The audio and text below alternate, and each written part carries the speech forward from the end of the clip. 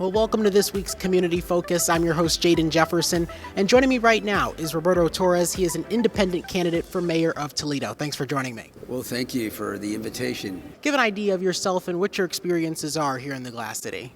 Okay, so I'm a product of what I call the migrant mainstream. So I was born in the migrant camps of Northwest Ohio, and one of 13 in my family. My father from Agüitas, Coahuila, Mexico. My mother from Dilley, Texas.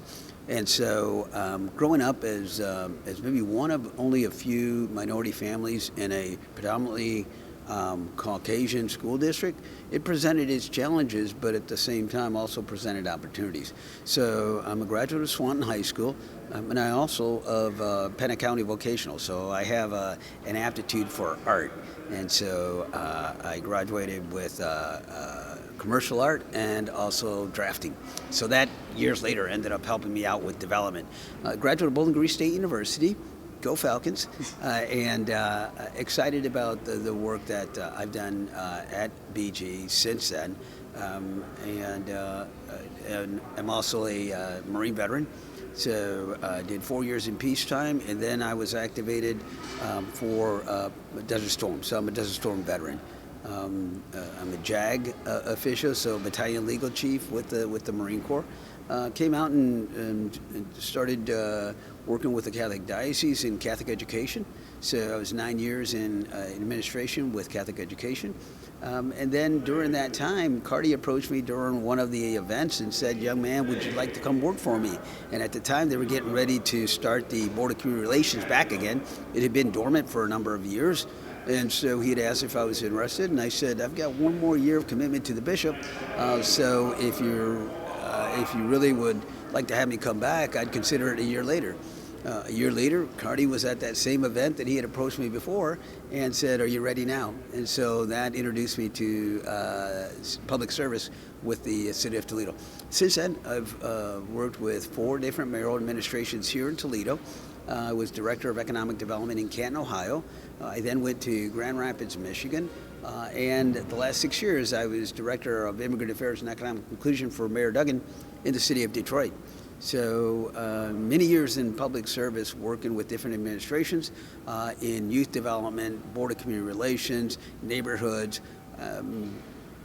economic development, and immigrant affairs. And you mentioned a lot of those personal experiences that really helped you develop, but also those professional experiences as well. And one thing that sticks out is economic development. Obviously, Toledo is a city that has had highs and lows over the years, and many times we've struggled to really come back because of that industrial era that's kind of been in the past. What do you have in terms of plans for bringing Toledo back? Because it's something that requires a lot of effort. A city like Detroit is kind of starting to see its comeback. When do you think Toledo's moment will come, and what can you do as mayor to make that happen? Yeah, Toledo is actually positioned for great growth. And I say that because I've been there when I've witnessed the growth in Canton, I've witnessed the growth in Grand Rapids, Michigan, and I've seen it in Detroit. And I always tell folks, and this goes back to my childhood, that one of the strengths that we have is relationships, right? I was one of 13 in my family, so the bond that I had with my brothers created inbred in me the importance of being close and being in relationship with my family and my friends. So in business, it's the same way. It's like developing those relationships, and having been in Canton and in other communities, you tend to come into the opportunities to meet with developers all over the country. I was able to do international development, so there's investors that I know of that come from all walks of life, Canada, New Zealand, Australia, China, Japan, and so many of those relationships still exist. When I was in Detroit, a heavily Middle Eastern population, I have relationships in Qatar, I have relationships in Yemen, I have relationships in many of the Middle Eastern countries. And so I think what Toledo is poised for is really growth through those type of experiences. In the last 8 years, Toledo has lost more than 14,000 Toledoans. And as much as you want to say that Toledo's in a good position, when you're losing population, that's never a good position to be in because you lose revenue. One of the things that Toledo has had to wrestle with is how to balance a budget. So seeking grants to help fill in those gaps. Yes, exactly. And so oftentimes what we do is we rely heavily on federal funding. And when you do that, you're subject to actually times when the federal funding gets challenged.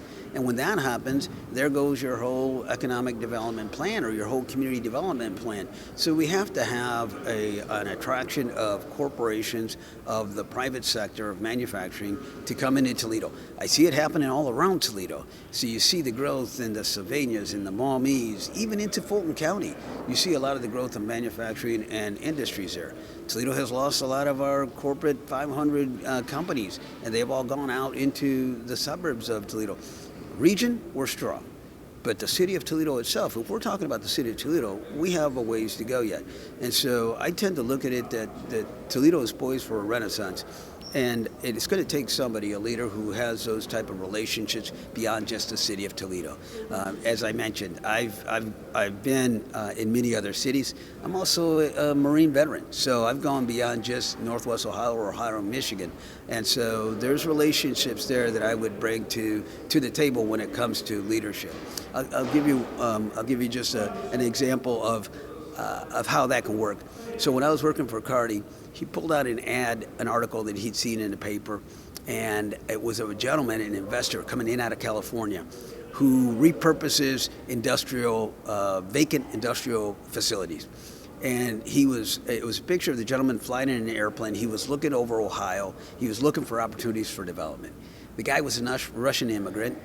His name was Stu Lichter. And Cardi said, I want him in Toledo. I want him in Toledo. Well, that didn't happen while I was here in Toledo, but years later, I'm Director of Economic Development in Canton, Ohio, and I'm attending a conference in Columbus, and here's this gentleman, this multi-million-dollar developer who's coming in to talk about poisoning your cities or poisoning your state, positioning your state for investment and growth. And he said the three things that a city needs to have, a very progressive city needs to have, he says it needs to have low cost and infrastructure, it needs to have a strong education base, and three, it needs to be open for immigrant investment and accepting immigrants, being welcoming to immigrants. And that struck me very profound. After that conference, about a couple months later, he says, you're from Canton, right? I met you over in Columbus. I said, yeah. He goes, I'd like to do an investment project in Canton. So there I am working with Stu Lichter, the guy that years earlier, Cardi had said, I'd like you to bring him to Toledo. Now Stu and I send him birthday greetings when his birthday comes up. It's those type of relationships that we need to bring to the city. And obviously on the local level, we've done a lot with the metro parks. We're actually in one government center, and we're not too far from Glass City Metro Park on the east side of Toledo. So we've been able to do things on the local level, but one of the things you mentioned was corporations that have a footprint in different cities. What does the process of actually attracting those companies to a community look like? Because obviously we have the universities here, we have things going on ourselves with our own local companies and organizations. What do we have to do to actually get them intrigued with what's happening here? Two things in response to what you just stated.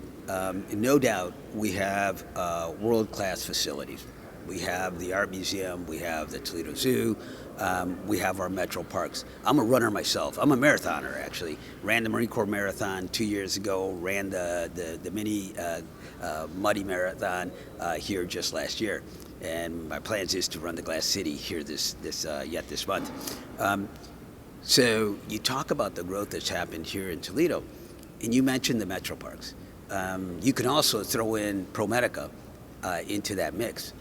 The thing about the development that's happened in Toledo, and it's great, it's been phenomenal, I applaud that, but it's nonprofit, it's the nonprofit community. Earlier I mentioned we rely on federal funding. We also rely on a nonprofit to do our development.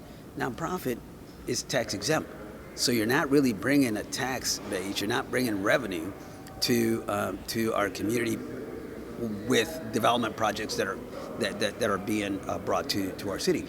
We need to attract the private sector. We need to attract the corporations. I think that the region itself, where we're positioned, we're not so far from Detroit. 45 minutes from Detroit, an hour at most. Not too far from Cleveland. This area is actually positioned well for growth. And what we need to do is we need to forge those relationships. We often complain that Toledo is not one of the three C's, as if our competition is really Cleveland, Columbus, and Cincinnati. When what we ought to be doing is focusing in on the advantages of our presence, which means we ought to be looking up north to Michigan, to Detroit and Ann Arbor. Including that geography in the pitch. Exactly. And there's things that we share in common, whether it's the airport, whether it's the port, whether it's the diversity of our geographic locations. There are things that we can do to actually forge a relationship, a economic triangle, if you will. If we could think outside the box and really say, how can we reimagine Toledo? I did a TED Talk several years ago here at Fifth Third Center, and mine was, and the topic was reimagining Toledo. And I said, what if we reimagine Toledo like when Toledo was first founded, when Toledo went through the Industrial Revolution? The experience there was that we had immigrants, European immigrants, that actually came here and helped establish and grow and really position Toledo as one of the larger cities in the U.S. at one point. And I said, what if we can imagine a Toledo that grows through continued immigrant investment, but maybe they're not coming from Europe. Maybe they're coming from Africa. Maybe they're coming from the Middle East. Maybe they're coming from Latin America.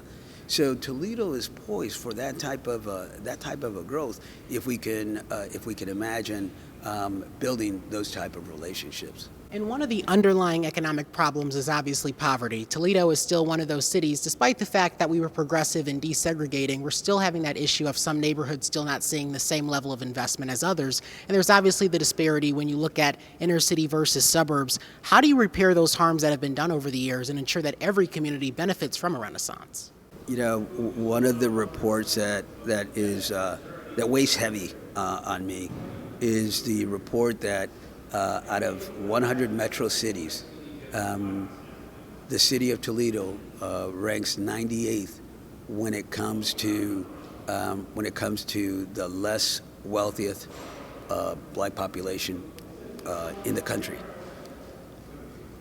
Less wealthiest. I mean, we're talking about if you want to talk about Toledo not being able to have a balanced budget. You can't do that when you have the least wealthiest population. The mayor in the state of the city, he himself mentioned that the problem with Toledo is that we don't spend enough. And what he was referring to is the fact that we don't have the revenue to spend. We have a budget deficit because we don't have enough revenue.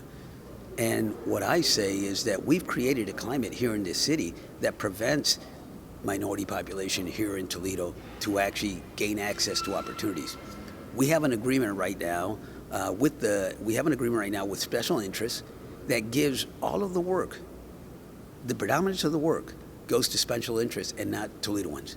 It goes to businesses and corporations that are outside of the city. And it's like, if our money is not coming to Toledo residents, we need to change that. And so you want to increase the wealth in Toledo, we increase it by investing in Toledoans. So we need a leader, we need a mayor that puts the interests of Toledoans first. And that's what you're going to find in my administration, because I know that the growth of Toledo is really in its residents. I'm appalled. I mentioned that I've been in Canton and Grand Rapids and Detroit. I'm appalled that we have actually regressed as a city when it comes to the appearance of our neighborhoods. It's like we've told residents in East Toledo and South Toledo and North Toledo and the Central City that you don't matter. It's like we've taken away resources for CDCs, Community Development Corporations. We've taken away resources from Black Watch programs. And we've said to them, we don't think you know your community better. And what we need to do is we need to go back to invest in those. To folks that I knew under the Ford administration, so I worked for Mayor Jack Ford. Mayor Jack Ford was one of those mayors who aggressively advocated for minority inclusion. To the extent that what Jack would do is he would look at contracts and he would say, I don't see a minority company here in this contract. You bring it back to me when we see inclusion. Because the word was that you can't find them. You can't find those minority contractors. You can't find those minority vendors. And Jack would say, I'm not going to sign this until we have until we have a contract that really is investing. I come from Detroit, where Detroit has a community benefits agreement, which means that when monies from the city gets invested into projects, 51% of Detroiters are working on those projects, or 51% of the contractors that are on that project have to be from Detroit. Toledo needs something similar. We need to have a Toledo benefits agreement where Toledoans are the ones that are benefiting from these projects, where Toledo communities, where when we do projects like the reinvestment in the Marina District, that there's also an investment in the neighborhoods that goes beyond just the geography of that project. And so those are some of the things that I will bring in under my leadership, is to make sure that it's Toledoans first. We have to, if we want to reduce crime, we have to get the employment numbers up. If we want to reduce crime, we have to get rid of all those vacant and abandoned buildings, because all they do is attract crime. All they do is attract violence. And one of the greatest deterrent is to go into a neighborhood that's viable, a neighborhood that's alive, that's full of energy with its residents. And we need to go back to that Toledo, where there are Toledoans care, and we won't hear people say, I can't wait till I get out of Toledo. I can't wait to leave Toledo. In the last 8 years, 14,000 Toledoans have said that. Not only said that, but they've done it. And we need to reverse that. That is a great segue into the next question about public safety spending, as well as those nitty-gritty budgetary matters, because the city obviously has a strong rainy day fund. We obviously came out of the pandemic and realized the importance of having money stashed away. But one of the issues we're running into is obviously recruitment for public safety, and it costs a lot of money to run those classes, and we're seeing that people are not interested and engaged in that work. And so what are some other ways we can go about spending our money when classes are getting smaller? Well, so when it comes to public safety, I don't think that I don't think that one can say, our budget is weighed heavily on public safety. I think the general Toledoan, the average Toledoan, will tell you that we need to invest our funds on public safety. It's one of the first and foremost responsibility of any mayor. And that is to make sure that your community is safe. So I don't think it's necessarily how do you increase or decrease. It's a matter of making sure that your budget has enough revenues to cover your costs. So the last thing that would go off the table is going to be public safety. And that's all first responders. That's just not police, that's fire. And I think that one has to have genuine dialogue with those organizations, those fraternal organizations, to let them know that they're respected, that they're valued, and that we're here together for the good of the community. I think what we need to do is we need to engage the community more.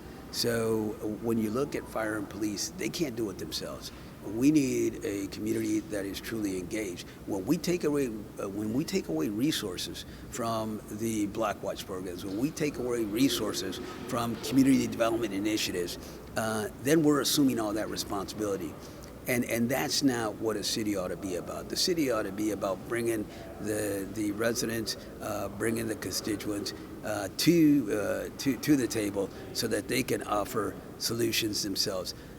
Again, the problem with our budget is not necessarily that we don't have a low worthy or a less wealthy population. The problem is we're not being very creative in how we raise revenues for the city. And you can't do it by floating the idea that we're going to have a fire and police tax. We can't just continue to tax our population and to say this is the only way to get it done. Other cities have done it because they've raised monies through the corporate and the private sector. And they do that by being able to grow that population within the city. That's what we need to do. And one more thing you mentioned, We had an opportunity here in the city to actually make a big difference during the COVID, the response to COVID. This city received $185 million in ARPA funding, the American Rescue Plan Act funding, to make a difference. They were to go into the neighborhoods. They were go into infrastructure. And yet, right now, we're experiencing sinkholes. We're experiencing cave-ins. We're experiencing delayed construction. Those are incidents that the rainy day fund and the CIP should be funding. But when we raid those funds in order to have a balanced budget, because we have a deficit, when you raid those funds, you're taken away from responding to those emergency situations that may happen. And so my response is not so much that we don't have the revenue, it's that we don't have priority spending when it comes to the revenue. And so that's one thing that I would look at is do we have the funding in the right place, and do we have them in the right projects? This conversation really dominated by the money and economic development component, because in order to actually achieve anything, you have to have the money to do it. So I think that that's the right thing to do. But the one other thing I want to touch on before we close out here is relationships, because we're right outside Toledo City Council chambers here at One Government Center. What is your current relationship with members of City Council, and do you think that there is going to be that energy and desire to get things done if you're elected mayor? So I will say this. I said I don't see much of a on City Council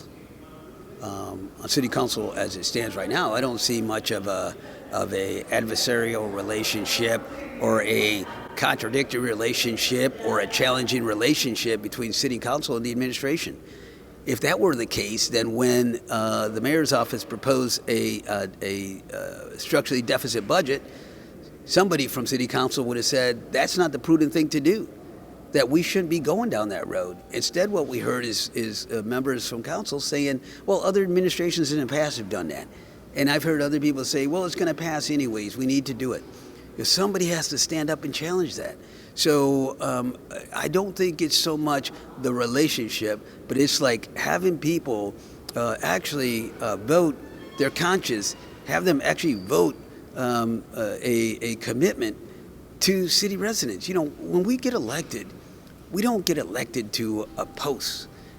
We don't get elected to be mayor. We get elected to be a leader of a community to serve the population that elected you, right? When somebody gets elected to that council district, you get elected to take care of those residents in those districts. When you're at large, you represent the needs of the community at large. What we've seen right now under the current relationship is anything that the mayor proposes, the mayor gets. And so, and I've been coming to the council meetings to hear, when is somebody going to vote against something? And they don't. And so I would just say on that, on that question, I don't think it's as much the relationship of a mayor to a city council member, but I think it's more of a relationship between the mayor and his constituents. Because at the end of the day, if you fill city council chambers with people who want something done in their community, like a home demolished that should have been demolished 2 years ago in East Toledo, when you have the community rise up, the administration is going to do the right thing. But why does it have to take the community to do that? 2 years go by, and the structure is still standing. And then we don't have anybody on city council or the mayor's office saying, we were wrong, we erred, we should have reacted faster. You don't. You hear people saying, well, maybe that's the county's issue. Maybe that's another program's issue. Instead of saying, what's our issue? This structure sits in our city. That's the relationship that one ought to have. A relationship with the constituents, a relationship with the people that you serve. Not somebody who is a member of the same party. And you're going to find that with my campaign. You're going to find that it's going to go beyond just my being independent. Why independent? People ask me that. I was elected on the school board, and I was elected as a member of the Democratic Party, but it was a split Democrat Party, so it was an A-B team. So I was actually on the Democratic side that wasn't a part of the Central Committee. So I was independent at that point. But one has to run independent if you want to be about change. Because I just illustrated for you the last 8 years where there hasn't been much pushback, there hasn't been much challenge, and it's been status quo. I cannot see the future of Toledo being status quo. I've seen 8 years. And, Toledoans are aware of that. And that's why Toledoans are saying 4 more of what we've seen in the last 8 years. And where are we seeing construction now? Where was that in the last 8 years? Where was any of the development in the last 8 years? The only people that have done development in the last few years has been the nonprofit community. God bless the Metro Parks. God bless ProMedica for the investment that they've made. But they're the ones. We have so many vacant and abandoned buildings here in the downtown. We have so many blighted structures out in the neighborhoods. Someone needs to care about that. And that's where it begins. It begins by taking care of home. It begins by taking care of the neighborhoods. And that's the one thing you're going to see with the Torres administration. Why? Because I'm a child that was born out of poverty. I was born very humble. 1 home with 2 rooms. I never knew what a bed was until I was like 11 years old because I slept on the floor. I didn't have indoor plumbing.